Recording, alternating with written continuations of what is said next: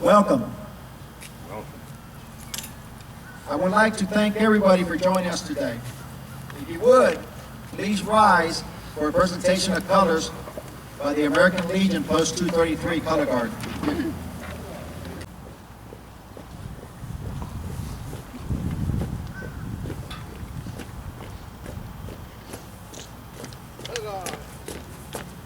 Oh. Hey, man. Hello.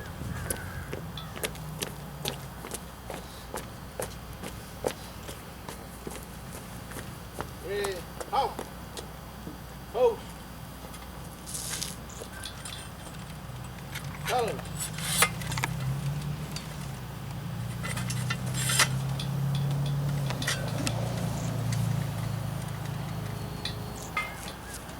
Present on.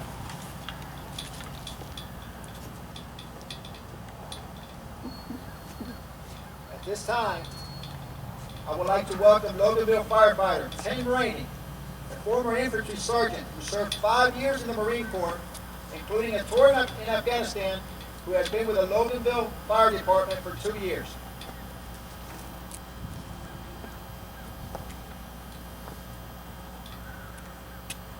Please join me in the pledge. I pledge allegiance To the flag of the United States of America and to the republic for which it stands, one nation, under God, indivisible, with liberty and justice for all. Ready? Two.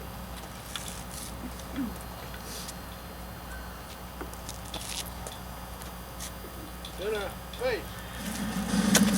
Forward. March.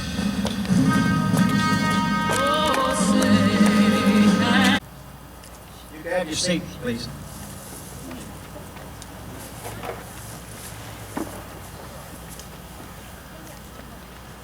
Again, welcome. For those of you who may not be familiar with me, my name is Councilman Ray Martinez, and I would like to formally extend a welcome to all of those who are here on this most honor of days. A day for me that has a great deal of importance, having spent more than 2 decades service in this great country. For those who have served, there's not enough words that can be said. For those who know the brotherhood that is shared amongst veterans, this year marks the 50th anniversary since the first U.S. troops arrived in Vietnam, and the 40th anniversary since the Vietnam War came to an end. We keep this in mind as we honor all veterans. Today, a grateful nation pays homage to those who defend the principles that make the United States the greatest country in the world. Today, here in the city of Loganville, we pause in solidarity on the 11th hour of the 11th day of the 11th month to show our support for those who have served and continue to serve both here and abroad. Post 233. I began my journey as a Legion rider approximately 4 years ago, a difficult journey, and it was because... As you can see, there was a really good turnout here at Loganville for Veterans Day. Very good program they had here. If you ever get a chance, put this on your calendar to come to the Loganville Veterans Day celebration. Welcome to our monthly Lunch and Learn. A small crowd today, but I'm glad that you guys are here and hope you enjoyed lunch. Did you? Yes, absolutely, absolutely. Always learn something new at Clearview. So today we have a very special guest with us today, Dr. Angel Farinas. He is a general surgeon on staff here at Clearview, and his practice is with Georgia Surgicare. And they just do all sorts of really neat, new, and innovative procedures with their patients to treat different symptoms and different conditions. So whenever there's something new out, I usually know that these guys know something about it, which is cool. They're always on the cutting edge of technology, which is a great thing. So today we're talking about heartburn. Anybody experience heartburn? Who doesn't, right? Exactly. So, with heartburn, there's so many different treatment options, and this is kind of a new one. It's semi-new. Yeah. But a great way to avoid some of the other complications that can come with some of the other treatment options. So, without any further ado, I'll turn it over to you. Thank you, Emily. So, the topic that we're going to discuss right now is GERD, is gastroesophageal reflux, and heartburn, but this is an option for treatment, okay? And if you could click the first one. So, GERD, what is GERD? GERD is basically the reflux of the gastric content into the esophagus, okay? And usually it has to be chronic, and it usually, all the contents of the stomach go back into the esophagus. And you can see as a presentation there, or the depiction of the image, where the contents of the stomach should be, and the junction between the esophagus and the stomach. So everything should stay down in the stomach. Nothing should go all the way up to the esophagus. Okay, next one. So, symptoms. Everybody has experienced heartburn. And we basically, when we talk about heartburn, we have to divide it in typical and atypical. The typical is the basic things that whenever you talk to anybody, says, oh, you definitely have heartburn. Basically, chest pain, excessive salivation, metallic taste in their throat, sensitive to some foods or liquids, especially like alcohol or caffeine or even chocolate. But then the problem is that you have the atypical ones. It could be any complaint, and usually we see this a lot with people that go into the ENT. Oh, I have problems with sore throat, or my ear hurts, or I go to the pulmonologist. Oh, I'm having difficulty breathing or difficulty sleeping, and then at the end, other things that could also happen is cardiologist. Oh, I'm having so bad chest pain, and they do all the workup and they don't have anything. The main problem is reflux, okay? So these are the people that they don't really know that they have heartburn, and they have all these atypical symptoms. One that is very, very common is hoarseness, because all the reflux just sprinkles on the larynx and it produces this type of voice, okay? Next one. So this is just kind of like what could happen with reflux, okay? We have the typical clinical presentation that is, the heartburn, regurgitation, and the atypical that we already talked. But if you don't treat it, you become symptomatic and you could produce inflammation in your esophagus, and then that's not that problematic as complex inflammation. And when the complex inflammation happens, or the chronic state, you could develop ulcers, hemorrhages, and even cancer, okay? So the one thing that you want to prevent is all that sequence, okay? Next one. So you're gonna see on these presentations a lot of numbers that you shouldn't pay attention. I'm just gonna tell you the conclusion about all those numbers. Here we could see that from 1975 to 2001, the esophageal cancer that is correlated with reflux has increased significantly. And here, what you see is that incidence and mortality has increased a lot because you've seen that it's left untreated, okay? Next one. Another slide with numbers. 80 million and half, or a quarter of the Americans have GERD. You see it, it's very common on TV, and it's even over the counter right now because it's so common and it's been so well studied that they make it so easy access for people. And guess what? We tend to do not the correct things to treat GERD, so we do all the opposite. And if you have a pill for that, great, let's treat it. The other thing that you could see in this slide is that quarter of the Americans have this problem. 10 million only visit the doctor for this problem. 6 get a test to get the diagnosis, and only 30,000 get a surgical procedure for this treatment. So basically, from 81 million to 30,000, that's a pretty significant small number. Okay, great, next one. So how does reflux work? And to explain a little bit of how reflux works, I'm going to show you a normal image of what the anatomy should look like. You can see that that is the esophagus on the top. The big bulge like that is the stomach. It has to have that sort of a valve that it's right here, and it should be below the diaphragm. This is a negative pressure, and this is positive pressure. Anything that, if that junction goes and sneaks up a little bit into the diaphragm, then this is going to act like a vacuum, okay? That's exactly what we try to do with this procedure. Try to recreate that valve and make sure that the junction between the stomach and the esophagus is at least below where the positive pressure and doesn't act like a vacuum, okay? Next one. So this is more of like a correlation of what the regular anatomy looks like when we see it with endoscopy and what is a dysfunctional one when we see it on endoscopy. In the upper picture, you can see how the normal anatomy, see how tight that valve is below that diaphragm. And that means when you see it with the scope, you see that little lip around the scope that creates that sort of a valve and that tight pressure. When you compare it to the next one, you see how that valve below the diaphragm is open, and things just could swipe and go up and produce the symptoms.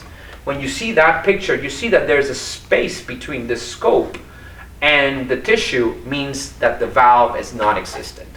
And think about it, it's like doing one of those pastry bags. If you fool the pastry bag and then you just squeeze it on the top, it will go preferentially and you could put the icing on the cake. But if you have a really floppy valve on the top and you leave that bag open with all that cream on top, if you press it on the middle, it's just going to create a huge mess. Exactly the same happens with the stomach.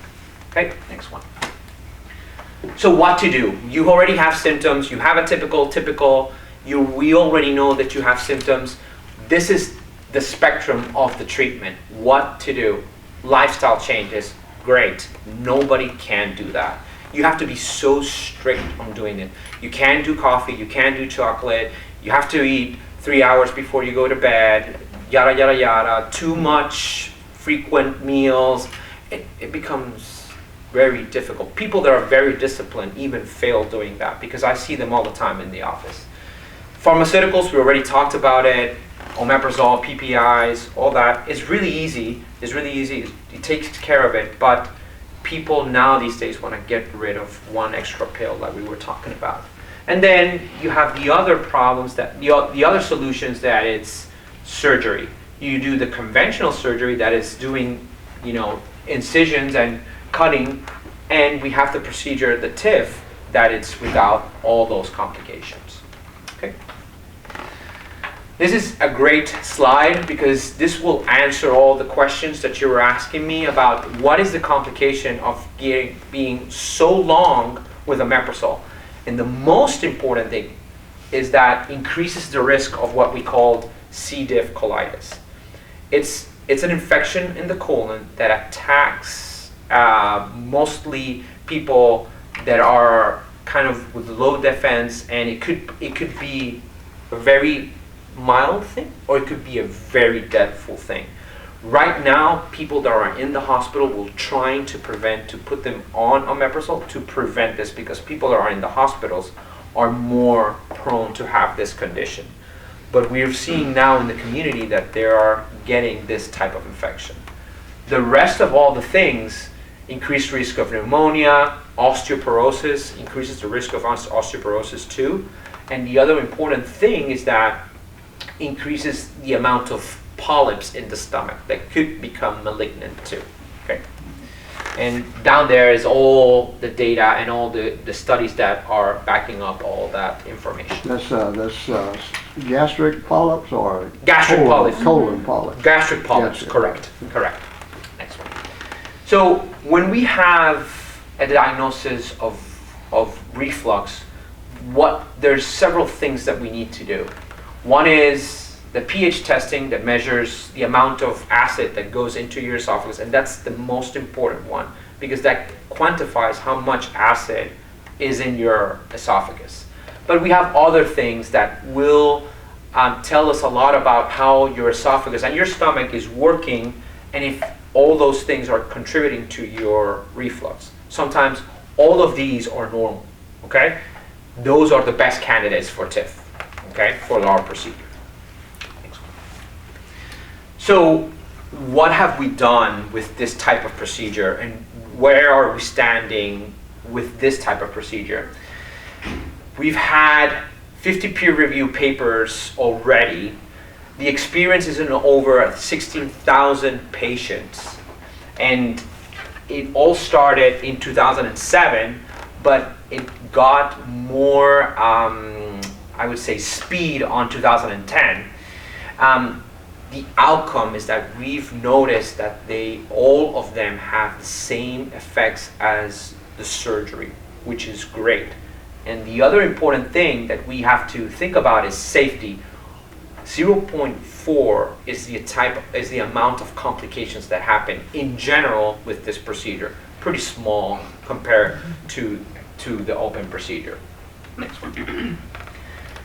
Loaded slide, I know, but this is so you could understand what does the TIF do. 75% are completely off of PPIs. The rest of them that is above the line uses episodically. For example, yeah, I shouldn't have eaten that chili dog. You have the PPI, okay? You eat the omeprazole. That's fine. That's also a good outcome for us. If you use it eventually or episodically, that's a great thing.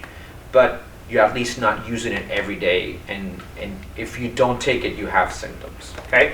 The other important thing is that 85% of the time, we see that their inflammation of the esophagus, because having a lot of acid against them produces some sort of inflammation. After the procedure, 85% of them are completely healed. So remember that sequence that we talk about, reflux, esophagitis, even going to cancer, we stop that sequence right there, okay? Now, how does this procedure work? If you see the inner part and the part that is bending like that, that's the regular endoscopy that we use to diagnose and treat. The device goes on top of the scope, and basically it folds on itself, and you're actually seeing everything happening right there at that same time. And usually what this does is go from that dysfunctional valve to create a normal valve like this one, okay? If you put the next one. So this is kind of like a representation of what it should look like. So you see how the instrument is trying to create that lip or that valve, and if you see it from in this picture here is a fastener. It looks like an eye. One part of the eye is on the esophagus and one part of the eye is in the stomach, and just basically just cinches it up, and your tissue is your same tissue. We're not cutting anything, we're just putting things together and make sure that we recreate that valve. Those are made of non-absorbable material, but it's completely harmless for the body. Okay, you actually go out after a while, after 2 years, and you could see those things still hanging in there, which is a great thing. So, and this is what we see before and after the procedure. This is one before, when you see that pink kind of colorish type of flame like that. That's the junction between the esophagus and the stomach. Now, once we do the procedure, we recreate that valve. So see how now is kind of snug to the esophagus, to the scope, and prevents everything to go the other way. Okay. This slide, what tells us is that what does the procedure do compared to the regular one, the surgical one that we do. And if you look at it, everything that the open procedure or doing it with the laparoscope does reduces the hiatal hernia, elongate the esophagus, produce the fundoplication, recreate the dynamics, restore the high pressure zone. Everything the TIF does, except repair a hernia that is more than 2 centimeters. And those are one of the contraindications that we have, and those are one of the major things that we look for to just kind of filter who needs this operation and who needs this procedure. So all of the milestones that we need to do to treat reflux are met with the TIF, except that, okay? Because it just makes a little bit of sense. If the hiatal hernia is big, there's really difficult way to put the fastener to the esophagus and the stomach because there's a lot of space. So that will be a really strong contraindication. The rest of them, we could discuss about that later. Next one. So these, after that, we just need to talk on who are the patients who cannot have this procedure. And basically, if we think about it, patients that have the hiatal hernia, if they have a hiatal hernia that is bigger than 2 centimeters, or a paraesophageal hernia, that they're the same kind of thing. Just imagine that if you have a big hernia, it's going to be really hard to do this procedure endoscopically. And other things, sort of like severe esophagitis. The reason that severe esophagitis is because there's a lot damage already, and we are not sure that that is going to progress. So there's not been too much data with it, so that's why we try to prevent on doing those people. Those need a surgery and need more surveillance. But it's just because it's we're a little bit careful with that. Bleeding disorders, of course, and things that are wrong with the esophagus, such as varices, infection, or strictures, because then they're going to need more procedures to treat that GERD. I noticed chronic cough up there. That's a relative one. Usually the chronic cough is because you need to intubate and put the device in. So those are things that are kind of difficult they're not very set on stone. And the other thing, because most of the people that come in and have laryngeal component of hoarseness and everything, they also have chronic cough, and they are a good candidate. So it's a little bit difficult to put in that classification of like, oh, you can't have it. Mm-hmm. Not like the hiatal hernia.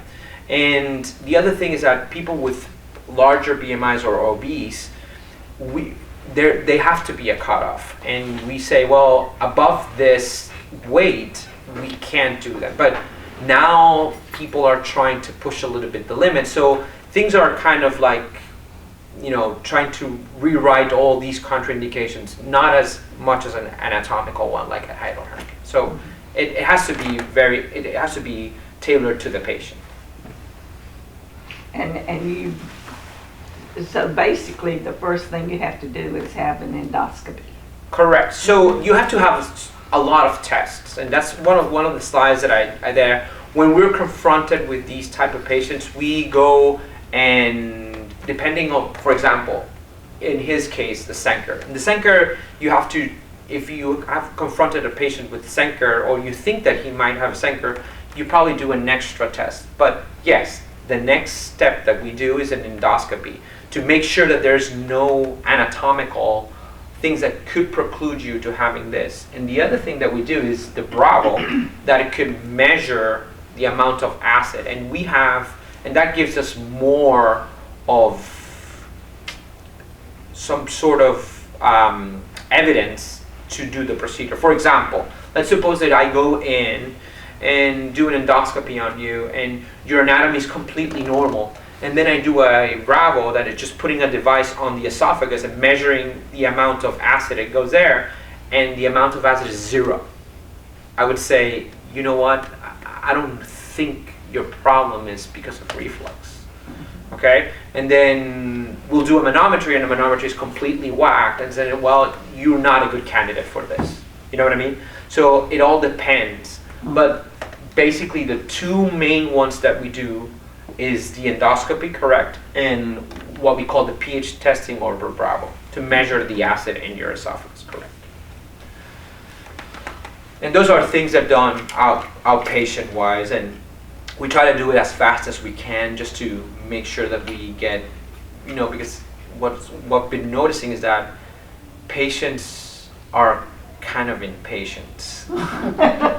So we were trying to actually do a complete full stop in our office to have everything done. So they get in, it's like, oh yeah, and then it goes to station by station by station, and when they leave, they already have the surgery data, and they're all happy. Unfortunately, we cannot do that, but we're trying to make sure that we do the diagnosis and the workup fast in order for you guys to have a faster, recovery. So that's mainly the idea. All right, any questions besides that? Okay, what, if any, are the side effects from this particular surgery? Great question. We've noticed that one of the most bothersome one is bloating. And what happens is that if you think about it, it just takes time to get better. If you have a valve here and the stomach is just getting used to the new environment, it's going to push air that way, and because it can't go that way, you feel a little bit bloated. You will notice that it will get better with the things that you eat and with the things that you do, and in time gets better. It's only proven to present in 0.4% of the time, so it's not very common, but some people complain about that. But you see, so then you get the lesser of two evils, correct? Then you're like, what about your reflux? Nothing. And are you off the members? Yeah, I love it. So they kind of Balance off. balance a little bit, correct? But that's basically the only side effect that you've. Yeah, well, there's a lot of them. There's like bleeding, ulcerations, and all that don't really happen. And what I was telling you earlier, that we, as a small practice, and right here, we have a vast experience because we have a lot of procedures done under that, and they usually don't have as much complications as the surgery type, because the other ones develop wound infections, hernias. And this one is just, you go inside, you do it, and there's no wound check, there's no risk of infection, nothing. We noticed there was one patient, but this is kind of the outliner, that he had the procedure done and he had a car accident. And he was a bad car accident, and then after he spent a lot of time in the hospital, and after a while he started developing reflux symptoms, and then we worked him up, and what happened, he blew it up. But it was very recent after the surgery, and it was very unfortunate. The good thing about this procedure is that you always have another option, because we're not cutting, we're not doing anything. So he was a candidate for the other wrap, so you're not burning any bridges with this procedure, which is a great thing. What if you don't have all those symptoms? Now, I've had it so bad, I went to the hospital thinking I had a heart attack. Correct. And they finally said I had reflux? Reflux. Correct. Okay, I get it sometimes when I lay down at night. Correct. I have to lay flat on my back with my head propped up. Correct. I can't lay on either side because fluid comes up. Now, I've had them to go down in there and check my esophagus, my stomach, and I have no cancer and no no anatomical problem, no hernias or nothing. Right. Yeah. To me, you sound like a great candidate. Right. And I've even had a swallow test because ever since I had that throat cancer, and they give me so much radiation and chemotherapy Yeah. from a thyroid gland and my saliva glands. Correct. And I couldn't taste food for a long time. Sure. So I went and had tests done. They had me to drink stuff, eat stuff, and showed it on the thing. And said my valve and everything was working fine. But if I take too big a bite, it wants to go up my nose and sticks in my throat, and I constantly cough. And you probably noticed I coughed a little bit here a while ago. Sure, sure. Now, would that dictate having this procedure, or would you do a test and see? We probably will like to do more testing, and I will probably do a manometry to make sure that your esophagus and everything is, you know, working the way it should, because there's sometimes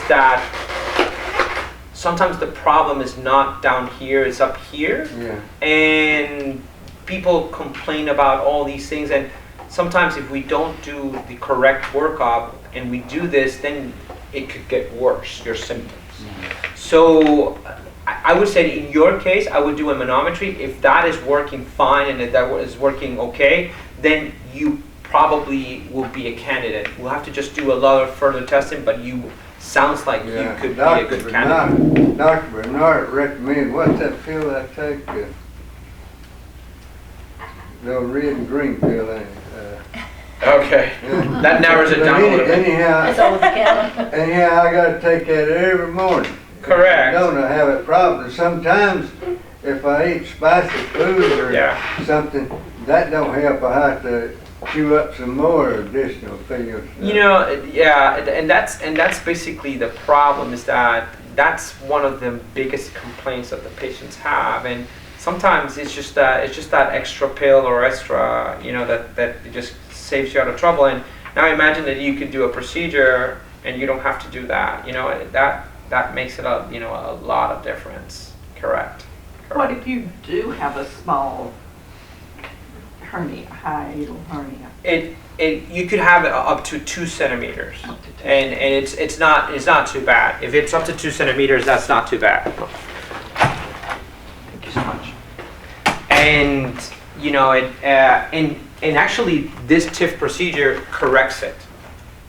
But if it's above that, then we tend to do it robotically, and it's from the outside, which is a good procedure too. It does the work too, but it's, you know, when you tell them, well, we could do something without cutting you, and they're like, yeah, I want that one. So if you're a candidate and if there's no contraindications for that, then yeah, I would say, yeah. Now, how long after a procedure like this would you be able to start back eating?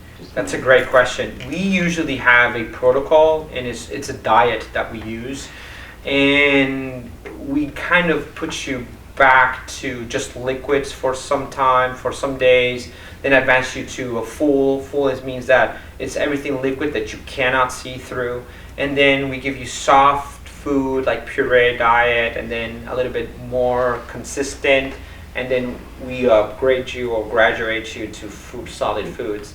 And usually all that time, it takes 6 weeks. There's 2 things that happen with that. People lose approximately 10 to 15 pounds. She's like, sign me up. That's the reaction of everybody. They love it. And not only that, is that they kind of like feel a little bit better. So we're trying to reduce that time to 6 weeks, because we've noticed that they kind of stray a little bit on the diet, and then they kind of like cheat, which is okay, which is fine. But there's tricks that we teach them how to do stuff. For example, the biggest things that you're going to get into trouble, it's meat and bread. So then we tell them to just cut them very, very small and just chew it very well, just like you were saying. And that will save you getting into trouble. But usually the amount of time, it's 6 weeks. Yeah.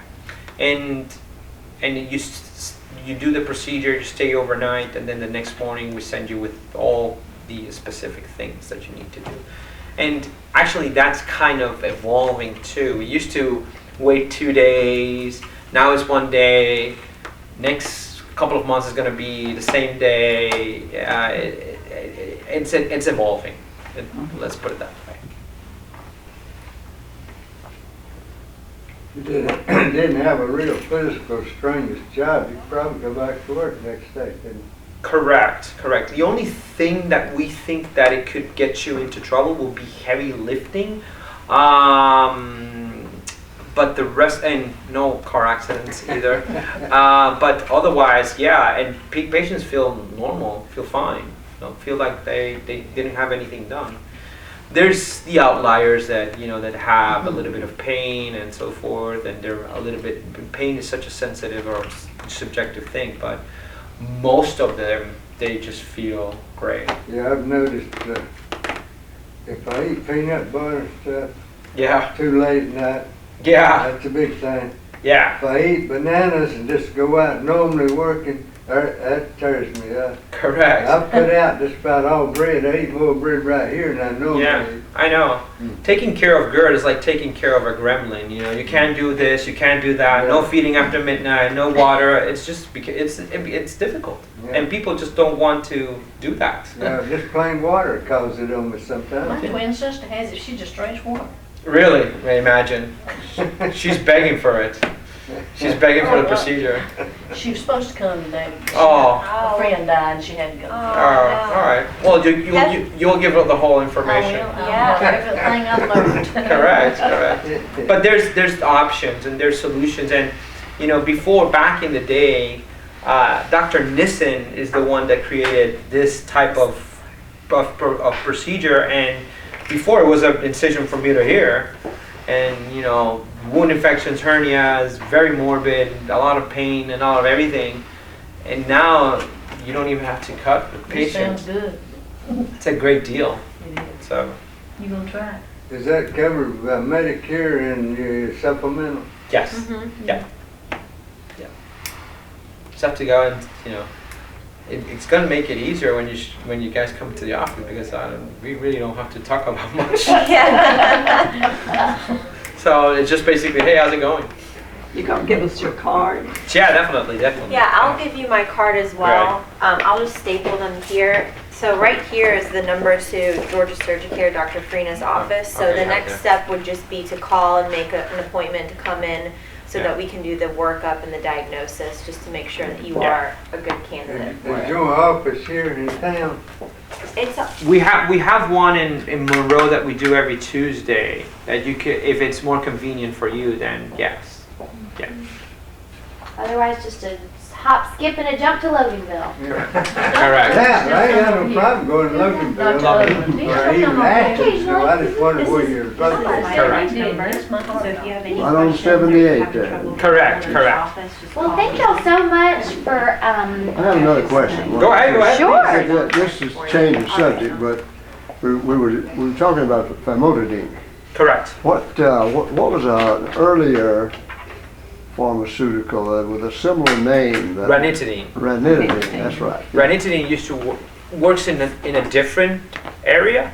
The problem is that the studies when the what we call proton pump inhibitors, that is omeprazole or Nexium and all that, and famotidine came out, they compared it to ranitidine and see who had better outcomes. And the proton pump inhibitors, the earliest ones like omeprazole and all that, they had better outcomes. That's why you can't really see ranitidine anymore, because nobody orders it unless you're in the hospital and you use that in the hospital. And there's people that have so severe reflux that we give them both treatments too. Call this number. So, but yeah, you're right. That's decreased in favor for a long time. And then you want to schedule an appointment. Well, I certainly do appreciate y'all coming today and being a part of this. Hopefully you learned something new. Absolutely. And take this information and share it with other people that suffer from similar things. It's a really neat new procedure that really can help a lot of people. So we want to try to get the word out as much as we can. So thank y'all for coming, and thanks for tuning in. Thanks for Good the lunch. lunch. Thank you. Absolutely.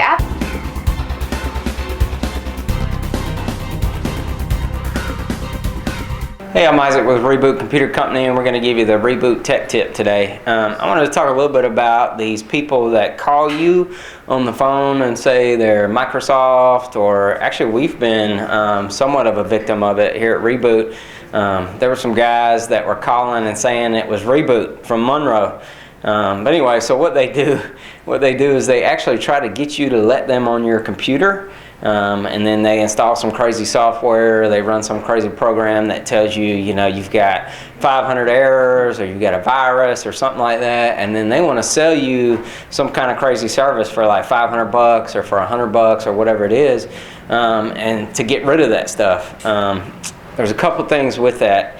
The biggest thing is Microsoft is not going to call you. They're just not going to do that. They don't work like that. So if somebody calls you and says they're Microsoft, you go ahead and hang up the phone. It's going to be okay. The other thing is if they call you and you kind of go through the rigmarole and you do everything but let them on your computer, that's probably okay. As long as you don't let them on your computer, it's really not going to be a big deal. But I don't know of any company that will ever actually call you and say, hey, you have an issue with your computer, let me fix it for you. It just doesn't work like that. These guys, they travel around all over the place and call people, and it's a big scam and it's a big money maker. The biggest thing we always want to tell people is do not let them on your computer. Let's say you do let them on your computer. One of the things you want to do is you can take it to a shop, like Reboot here in Monroe, or somebody else you trust that works on computers. Take it to them right away, because if they get on your computer and they install something, they could be pulling information off of it every time it's on the internet. So it can be very dangerous, especially if you do like online banking and stuff like that. There's actually programs out there that they can install that do, they're called keylogger programs. And what that actually means is every time you type on the keyboard, it keeps track of every key you press, and so they get a report, with everything, and so it'll basically have your password listed in that report. And so when they get that, they can go into your bank account and then just drain it out. So it can be very dangerous. So definitely, that needs to be a huge red flag if somebody calls you. Don't let them on your computer. The only other thing I wanted to mention briefly about, this whole situation is just viruses in general. Some folks think that you don't need to have a good antivirus, or, if you have Malwarebytes, you don't need an antivirus, or if you have a spyware thing, you don't need an antivirus, or if you have more than one antivirus, that's better. There's a couple myths about all that stuff. You definitely want to have some kind of antivirus. I don't care if you have an actual firewall device at your business or your house or whatever, you still need some sort of antivirus. We get reports that we read, and they come out about once a month. There's a company that actually tests all these major antivirus software companies, and we get a report. I will tell you that some of the top ones, like some of the top paid ones, are going to be like Kaspersky, if you've heard of that one. Bitdefender is almost always at the top. There's one called Avira that makes a free one that we actually use here at the store, and it's a decent free one. Typically that's what we load on all the computers we sell here. That one's okay. I would say probably those three are going to be, almost always at the top, so they're good ones.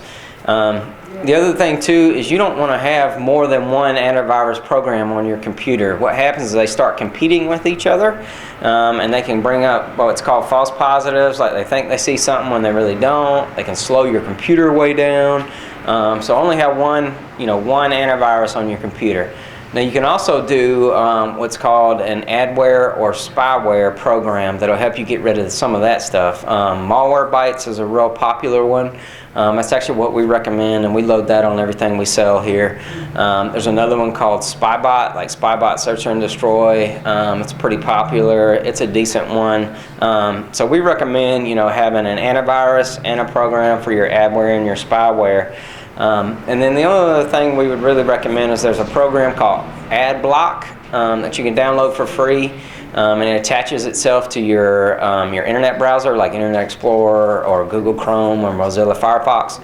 And what that does is it takes away all those annoying ads like on the side, and just all the ads that come on the internet. So you're a little less likely to actually click on something you shouldn't be clicking on that'll bring in a virus or something like that. So the ad block, the spyware or adware removal program, and an antivirus is pretty much necessary for any computer that's on the network or on the internet. I'm sorry. Because there is just so much viruses and just all kind of trouble that you can get into on the internet. So we highly recommend, doing all three of those things. And stay safe, don't go to sites you're not supposed to be going to. That's another huge one. If you're not sure about it, just don't go there. But anyway, just a few tips today, and I'm Isaac with Reboot. Remember to give your computer the reboot, not the boot.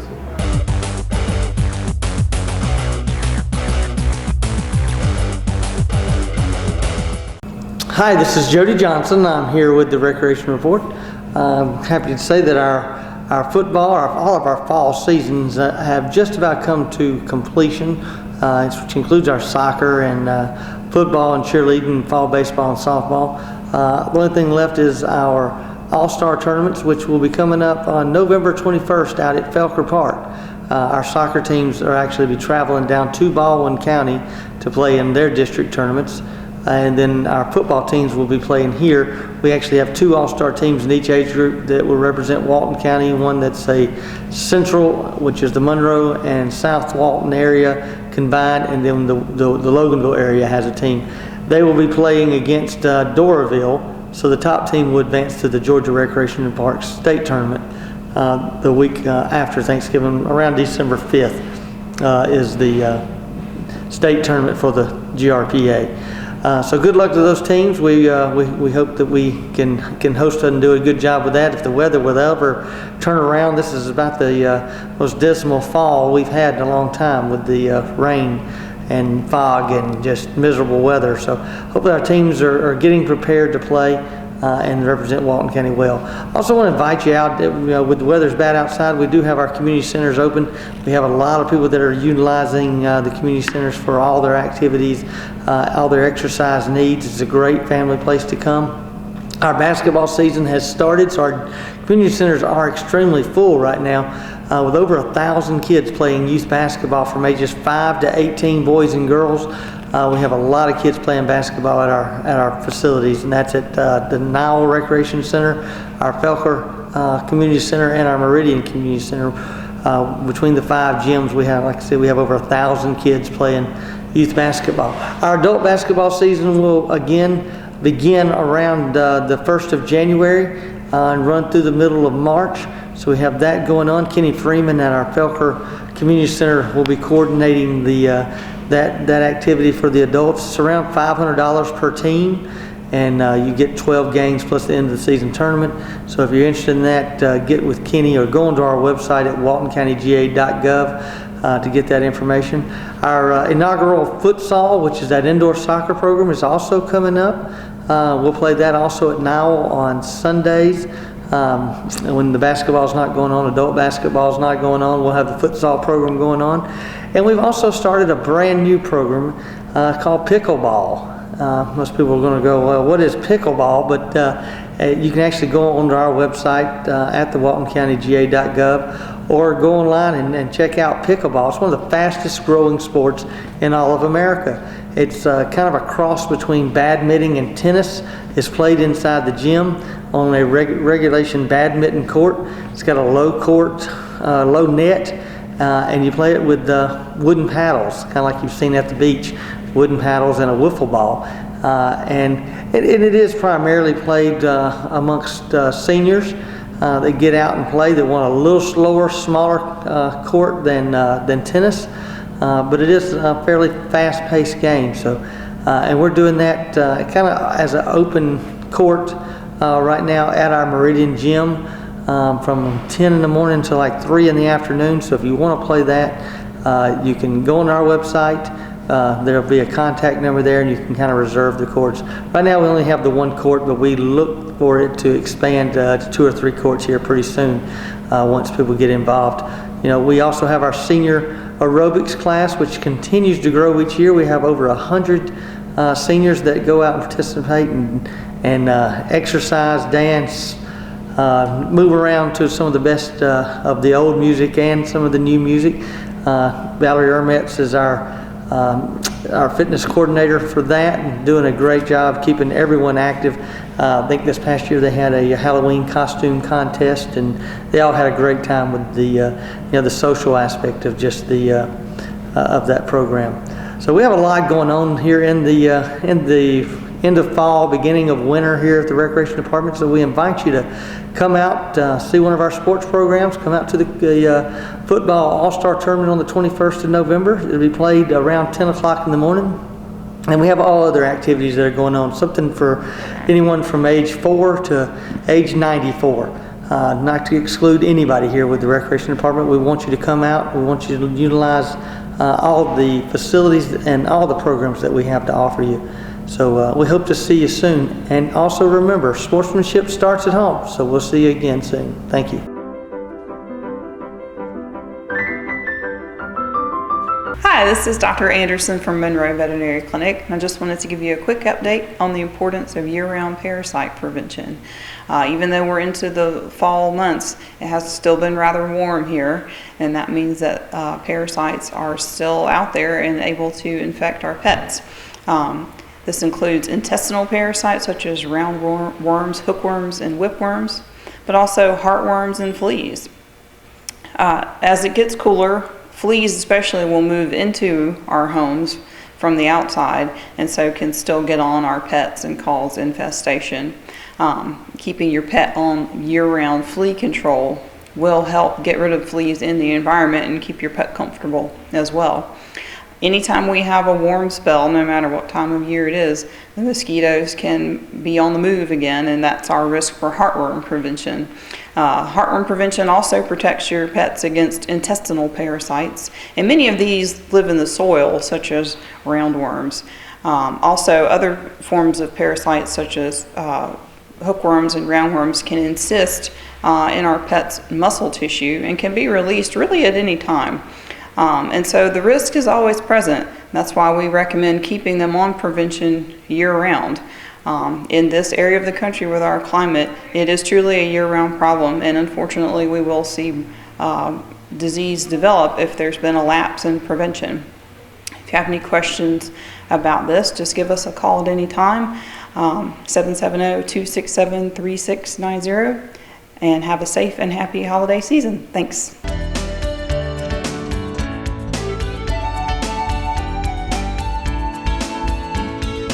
Hey, thanks for tuning in today. As always, we're going to show you some of the dogs and cats that are here for adoption at Walton County Animal Control Shelter. Before we do that, it's going to be real soon here that the cold weather starts rolling in, and a lot of people keep their pets outdoors. Well, you might want to reconsider that in the upcoming cold weather. In the last 2 years, we did pass some new ordinances that you cannot have a dog tethered outside during inclement weather. That would be a declared weather advisory or emergency. So you definitely want to get your pets in during that time. Real easy general rule of thumb, if it's too cold outside for you, it's probably too cold outside for your pet. So you definitely want to bring it in. If your dog is outside, you want to have proper shelter for it. That's a properly built or purchased dog house. In the past, a lot of different types of shelter have slid by, but the local ordinances did change, which outlawed a few things. The plastic or metal barrels, those are not proper for shelter anymore. You can receive a citation if you have a dog contained in a plastic or a metal barrel. The airline carriers, the typical ones that have the vents on the side that you would either use for transporting a pet, that's not a proper shelter. Even if you overlay it with carpet and a tarp and things like that, that's still not a proper shelter. You want to get something that you either buy at a pet store or have professionally built or build yourself, that has 3 sides, a top and a bottom, and insulates the dog. You want to have proper insulation or bedding in there too. You can have blankets in there, but what we found is in the wintertime, the dog might pull the blankets out, or rain might get in, the blanket gets wet and it freezes, and then the dog's laying on a wet frozen blanket. The best thing for it is either cedar shavings or pine shavings, or even some kind of hay or straw that you can put in there. Cedar shavings are excellent because that keeps down the fleas and ticks as well, so you kind of kill two birds with one stone there. So just keep that in mind as the colder weather comes up. If you have any questions, you can always come to the shelter to speak with one of the officers, or you can see all those ordinances on our website. WaltonPets.net has a link to that website, but just treat your pet right and there'll be no problems. Now we're going to show you some of the ones that are available for adoption. What we have here today is like this brindle blue pit. We have her as about 1 year old, and she's nice and sweet, and she's ready to go home. We have us several puppies right now. We've got this litter of 3, and 2 of them look alike. One's a boy and girl of this color. Then there's a black and white one. They're all 3 cute, and they're looking for a mommy. He's whining for a mommy right now. Needs a good home. Thank you. Sit. You want to face the camera? We have us a pit mix. He looks kind of like an English bulldog shape, and he's nice and stout. About 3-year-old male, looking for a good home. Talk about puppies. This one right here is a nice one. Little cattle dog puppy. If I let it down, I have to chase it. But it's beautiful, playful. Wouldn't you hate it if you was the one that lost this and someone else ended up with it? You lose a pet, come and check right away. We have us a nice chocolate lab mix here. He's wanting to have some hound ears. It's got some mix in it. Looking for a lot of love. And for the cat lovers, we have this tiger with white domestic short hair cat. He sure is a mild-mannered cat, and he's just a definition of a pet. If you want one, if you just want a pet.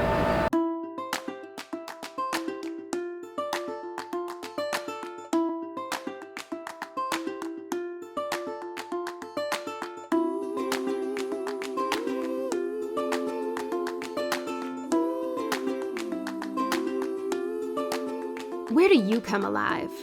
A stadium, lecture hall, a music hall, church potluck? This year, you have a new spot, walkgeorgia.org, a free website that provides you with all the resources needed to get your heart rate up and body out in your community. Sign up and receive individual or group fitness tracking, fitness demos by certified trainers, recipes, and a guide to resources in your Georgia County, all in one easy-to-use site. When you move more, you live more. WalkGeorgia.org.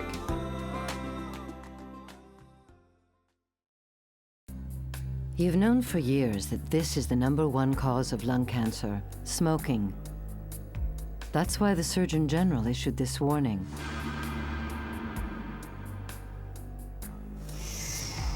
But do you know the #1 cause of lung cancer for non-smokers? It's in this room. You can't see it or smell it.